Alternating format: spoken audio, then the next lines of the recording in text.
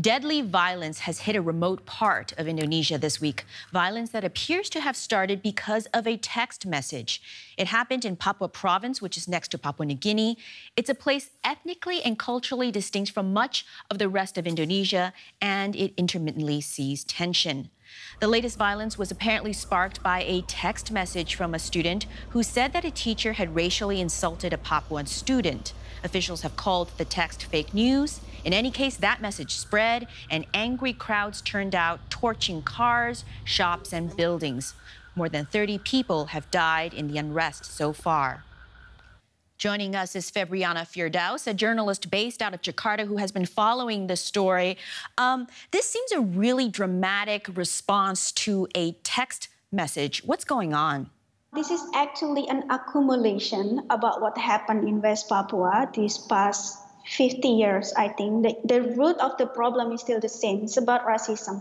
But Indonesia never talk about this. Indonesia only talk about infrastructure, and Indonesia only talk about the economy, for example. But we never talk about this racism issue. And when it's happened in 2 weeks ago, and then people feel like so tired with the issue that how the Indonesian or non-Papuan treat West Papuan by calling them monkey, for example. This is just accumulation. My source says from the ground who joined the protest that it's enough for them and they're tired, and then now they want to speak on behalf of themselves, that Indonesia stopped to saying something racist to West Papuan. Do you have a sense to which extent the number of Papuans who support an independence movement, are they the majority?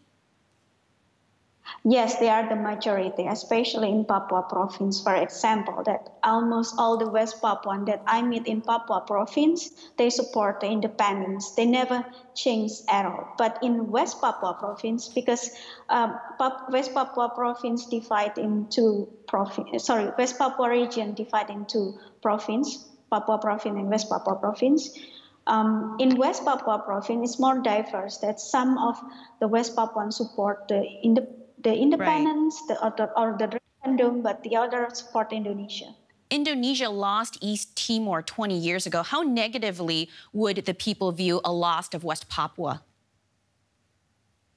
I think Indonesia now divided into two, but the majority, they still support West Papua to be part of Indonesia. But now it's more Indonesian right now understand the problem or the history background between Indonesia and West Papua, and they are okay if the West Papua want to set the referendum to get their right to self-determination. Febriana Firdaus, thank you.